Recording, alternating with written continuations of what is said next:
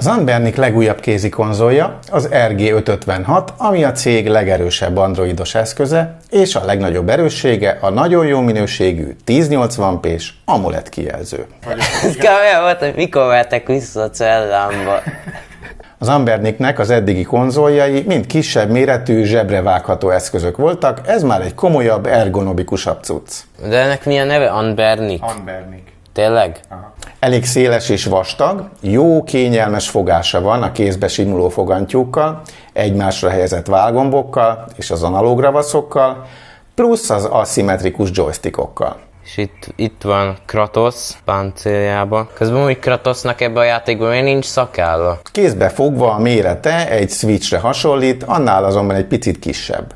A súlya 331 g, tehát viszonylag könnyű, így könnyen hordozható és hosszabb ideig is kényelmesen használható. A fogantyúk jól illeszkednek a kézbe, miközben az összes első és válgomb könnyen elérhető.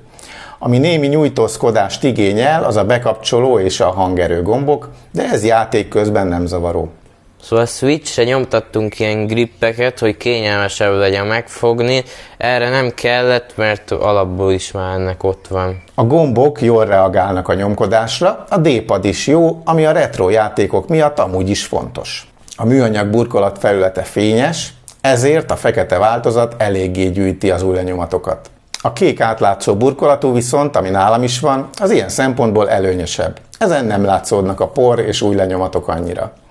A ravaszok és a stickek Hall effekt alapúak, ami azt jelenti, hogy remélhetőleg nem fognak úgy driftelni, mint a Switchnél egy idő után. Érzésre egyébként teljesen hasonló a stickek működése, mint a Nintendo Switchnél. A minőségi hardware gombok mellett az AMOLED kijelző tovább javítja az élményt, legyen szó natív Android játékokról vagy retro gémek emulációjáról. Ilyen áron nem találkozhatunk általában ennyire jó minőségű képpel, sem mobiltelefonnál, sem tabletnél és a retro konzoloknál sem. A régebbi játékok is szinte új életre kelnek, ha összehasonlítjuk például a 2DS képernyőjével, ami ugye nem annyira régi, ég és föld a különbség. Ugye ez egy DSS játék, és ugye itt egyértelműen ez jobb, hogy itt két képernyőn van, mert úgy lett kitálva, de ezen is szerintem tökéletesen elfut. Én még az eredeti Switch-el tudom összehasonlítani, aminél szintén élesebb és élénkebb a képe. Szóval itt látható az Anbernic és a Switch különbsége. Ugye az Anbernic az kisebb és jobb a képernyője, és a Switch az pedig nagyobb, és egy kicsit rosszabb a képernyője, és az Anbernic kényelm szempontjából jobb, a Switch pedig a joystickek sokkal több mindenre jó. A hangszórók a készülék alján vannak, ami azért jó, hogy itt a legkisebb esélye annak, hogy letakarjuk, viszont elől talán jobb lenne a hangzás. A portok terén sincs gond, a fő csatlakozónk az USB-C az alján, amelyen töltést, adatátvitelt és monitor kimenetet is biztosít. Ha tévére vagy monitorra kötnénk, akkor mindenképpen olyan átalakító kell hozzá, ami nem tölti, hanem csak az USB-C-t alakítja át HDMI-re. Először egy komolyabb dokkolóval próbálkoztam, de ezen nem adott ki képet és hangot se, a sima egyszerű átalakító viszont működik.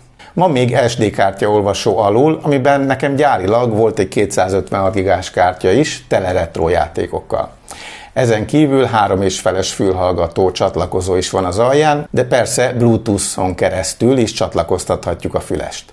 A tetején van a ventilátor szellőző nyílása. Ez terheléstől függően kapcsolgat ki be, ha nagyon processzorigényes játékkal játszunk, akkor szokott csak bekapcsolni, vagy érezhetően zúgni. Ez egyébként a menüből is szabályozható. A processzor amúgy az Onisoc T820 8 magos chipje, a GPU az egy 4 magos Mali G57, ami 850 MHz-en megy. 8 GB RAM és 128 GB SSD tárhely van benne, a csatlakozásokért pedig a Wi-Fi 6 és a Bluetooth 5 felel. Az akku 5500 mAh, ami 5-6 óra játékot is kibír, ha mondjuk PS2-es játékokkal játszunk.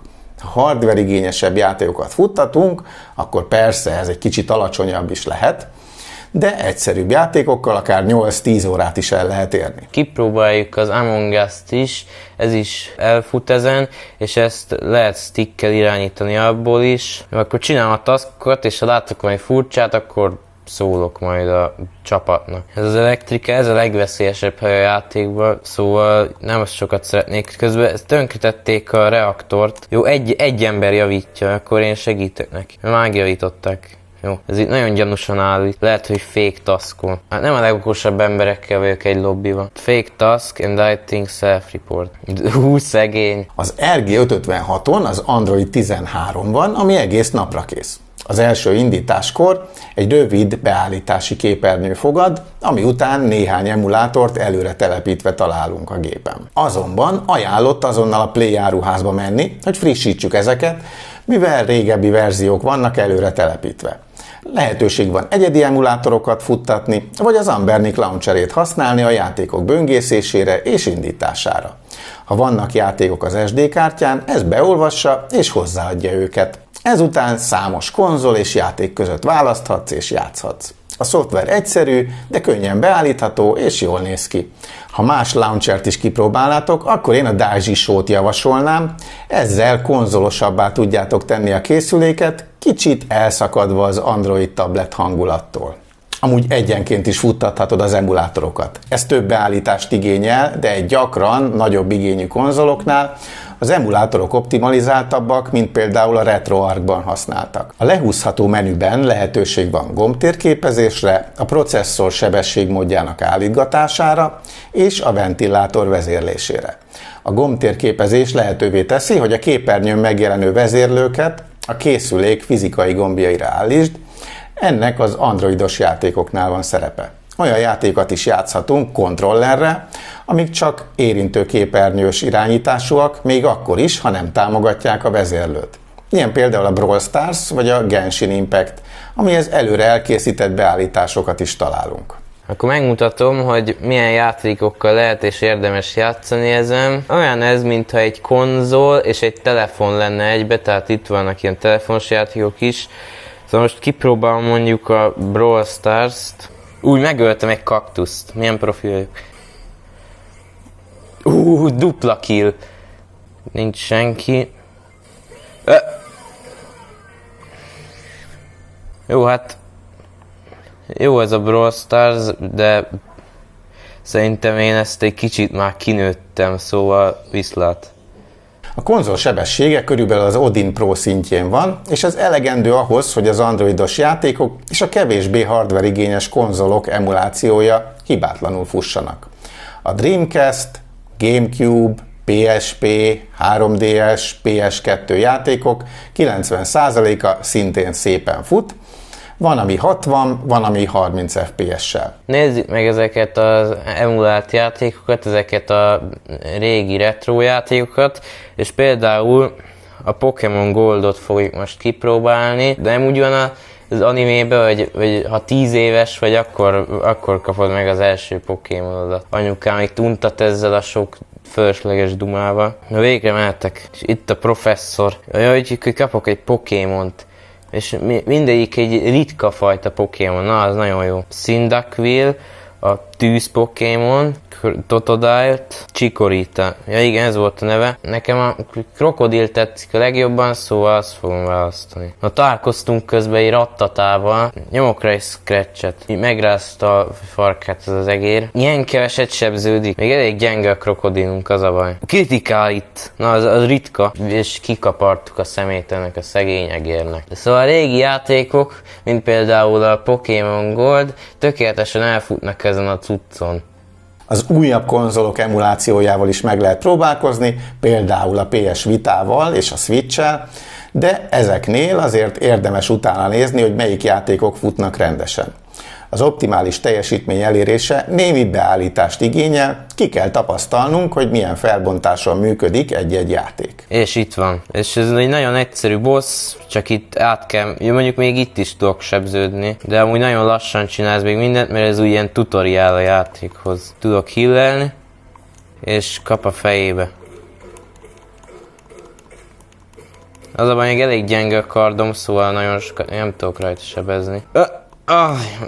megint lassú voltam, de legalább a földre esett. Jó, és ez az utolsó fázisa. Ők szinte mindig ugyanazt csinálja, így ugrál, random, csapkod, ennyi. Kicsit eltalált eléggé. Jó, és hát ezt megcsapkodom még párszor, és lezuhan, és meghal. Igen. Úgy. És most jön ki belőle a narancslé, mert meghalt. A leírásban találhattok egy folyamatosan frissülő online táblázatot, amiben meg lehet nézni, melyik játékok hogyan futnak, mivel érdemes egyáltalán próbálkozni, és mivel nem. Nézzük azért a hiányosságokat is. A burkolat anyaga nem a legjobb minőségű, fényes műanyag, ez persze ízlés kérdése. A fogása jó, és jól is néz ki a világítással, ami szabályozható fényerejű. A szoftver oldalon elég sok állítgatásra, próbálkozásra van szükség, hogy az igényesebb játékokat beállítsuk. A készülék feloldása csak a bekapcsoló gombbal lehetséges, ami nem túlságosan áll kézre nekem, állandóan keresgélni kell a tetején. A beállításokban érdemes beállítani, hogy gombnyomásra azonnal bekapcsoljon a konzol, ne kelljen felhúzigálni a képernyőt, úgy, mint a telefonok feloldásakor. Összességében viszont az RG556 az Anbernic eddigi legjobb eszköze, és a jelenlegi generációs retro kézikonzolok között az egyik legjobb árteljesítmény-arányt kínálja. Nagyon jó ergonomikus dizájnnal, AMOLED kijelzővel, jó teljesítménnyel. Hogy kinek éri meg ez a gép? Annak, aki androidos játékokkal játszik, de nincs annyira erős és jó képernyőjű mobilja, vagy szeretné ezeket a játékokat kontrollerrel játszani. Vagy annak, aki szereti a retro játékokat, és egy készülékben rengetegféle régi konzolt tud használni. És kinek nem éri meg? Aki aktuálisan futó konzolokat szeretne emulálni. Ez alapból sem szép dolog, a Nintendo például be is perelte a Switch emulátorok készítőit, és amúgy is a játékoknak csak bizonyos százaléka hajlandó elindulni és kielégítő sebességgel futni ezen a készüléken. Ha megtetszett ez a konzol, a leírásban találtok kuponkódot, amivel olcsóbban lehet megvenni a Geekbuyingnál a készüléket. Köszönöm szépen a figyelmet, sziasztok!